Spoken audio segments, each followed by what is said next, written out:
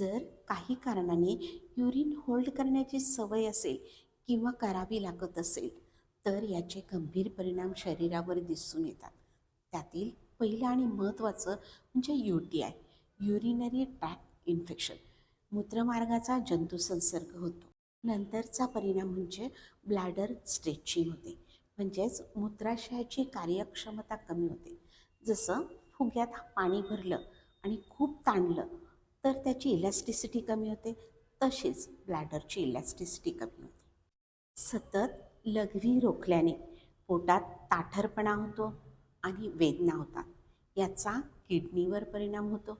Urine hold केल्याने ती मागे सरकते किंवा फ्लो मागे जातो आणि याचा किडनीवर परिणाम होतो किंवा किडनीला त्रास होतो. आणि युरिन होल्ड केल्यास लिकेज होऊ शकते, कारण ब्लॅडर फुल झाल्यावर अनियंत्रितपणे युरिन बाहेर येऊ शकते. खूप वेळा युरिन पास करताना जळजळ होते आणि वाढत्या ब्लॅडरचा प्रेशर पोटावर पडून गॅसेस तयार होतात. कोणी बरं याची जास्त काळजी घ्यावी तर प्रेग्नंट लेडी, सतत UTI होणारी व्यक्ती, डायबेटिक पर्सन आणि सिनियर सिटीजन.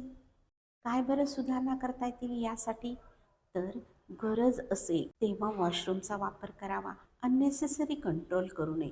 दर 3 ते 4 तासांनी ब्लॅडर एम्प्टी व्हावं याची काळजी घ्यावी. भरपूर पाणी प्यावे आणि शरीराची गरज ओळखावी. स्वच्छतागृह उपलब्ध असतील तर त्याचा वापर करण्यासाठी लाजू नये. तर अशाच माहितीसह आपण पुन्हा भेटतोय एक पाऊल आरोग्याकडे. धन्यवाद.